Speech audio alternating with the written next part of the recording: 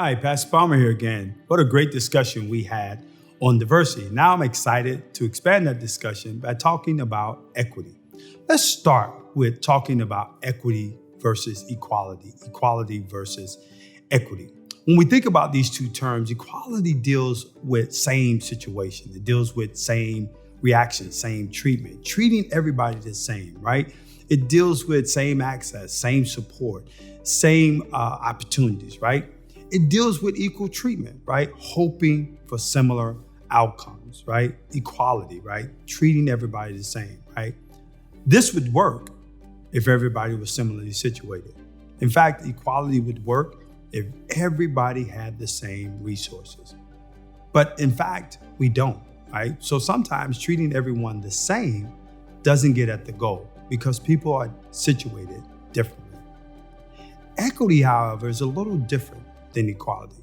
Equity deals with extending the concept of equality to provide different levels of access, to provide different levels of opportunity and support based on need, based on ability, based on those different ways that people are situated. So if we're going to be equitable in how we respond and react to people, we have to consider that people are not situated equally, right? So equity deals with providing the needed treatment to achieve, not hoping for, but to achieve the desired outcome.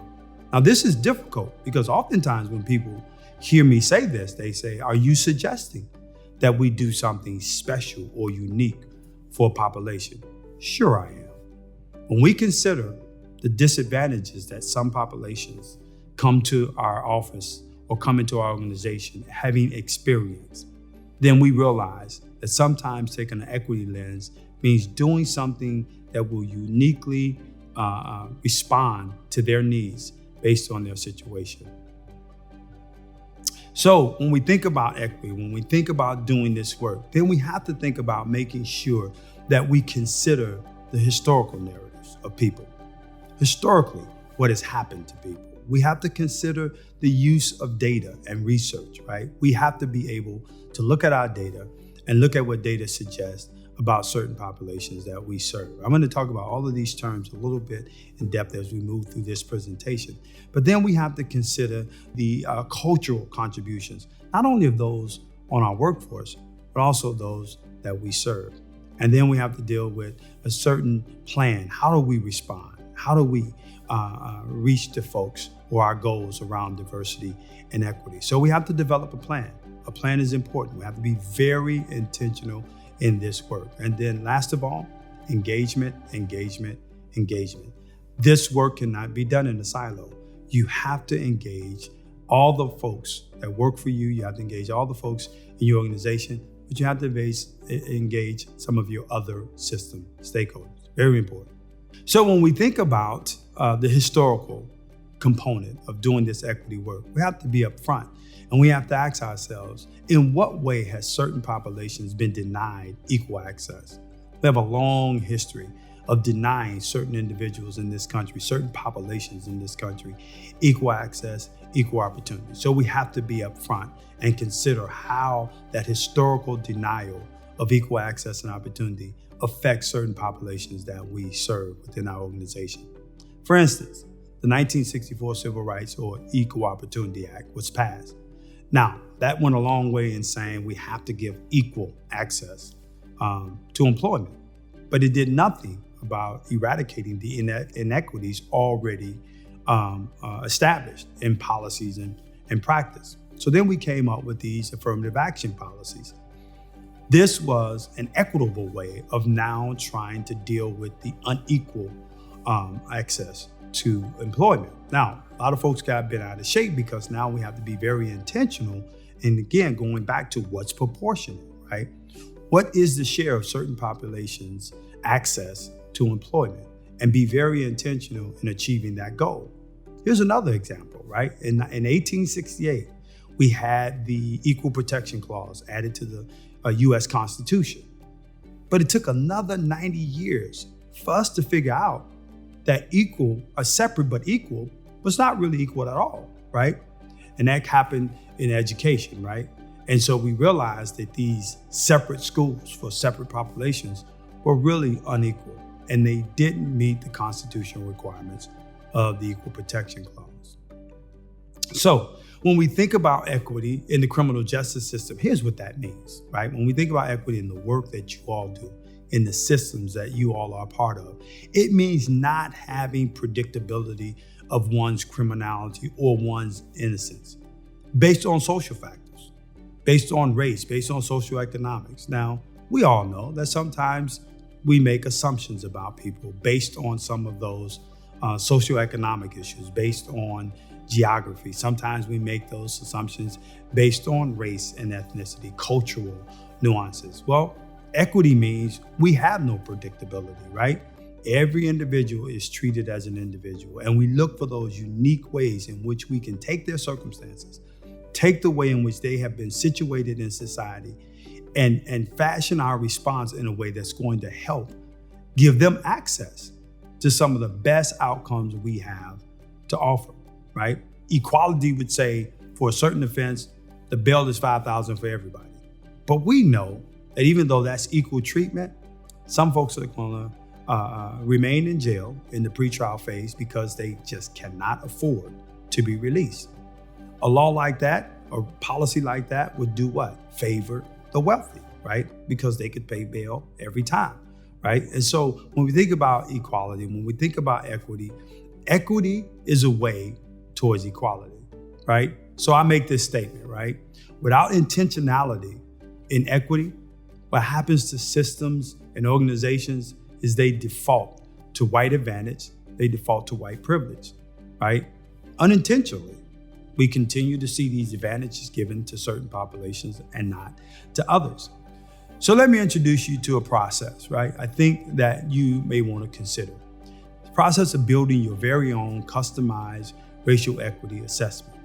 They provide a voice for your shareholders. They provide a voice for those who work within your organization to contribute to this work towards achieving equitable outcomes. They guide your leadership as to how to do this work, right? These racial equity assessments help inform the process all along the way. Your employees get to inform this process and be a part of this journey. They identify various approaches to your training initiative, various approaches to your policy evaluation and assessments. And ultimately, these racial equity assessments will help guide that cultural change that you want to see within your organization. So I really want to encourage you to consider this process. I think this is the beginning of this journey.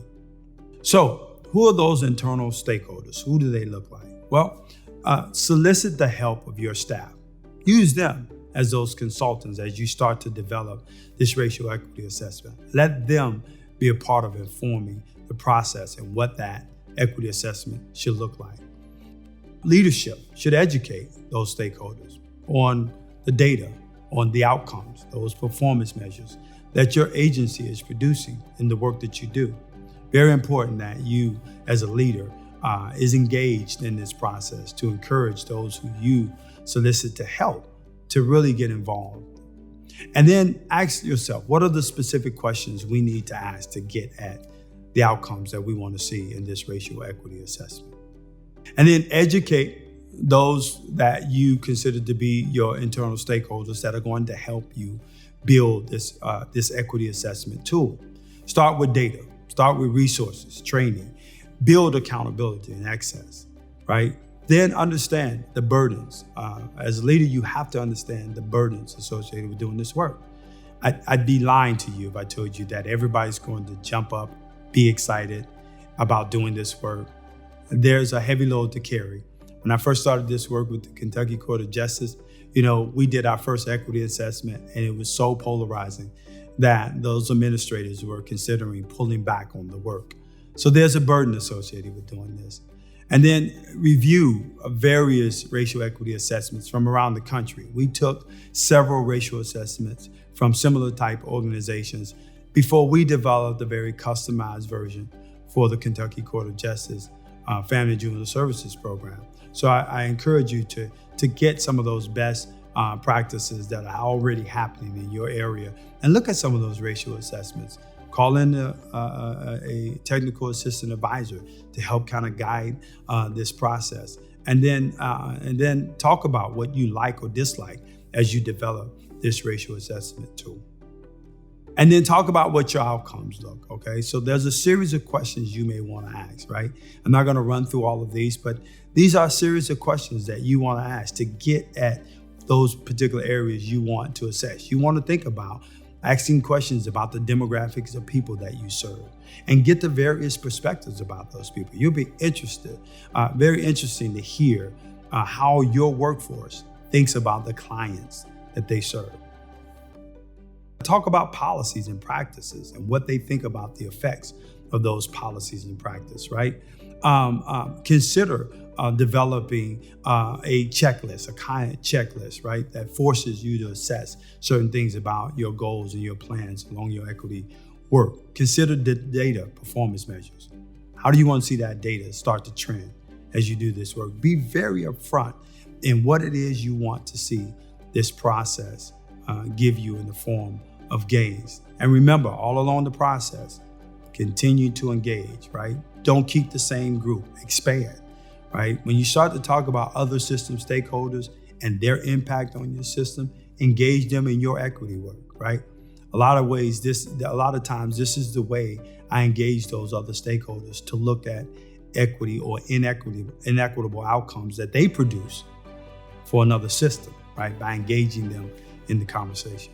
So again, another step forward in this great work. So now we know what diversity means, we know what equity looks like, we understand what it means and how we need to incorporate equity work. And then we have this idea of maybe pursuing an equity assessment. So excited. Thank you all for this opportunity, and we'll see you in the next episode.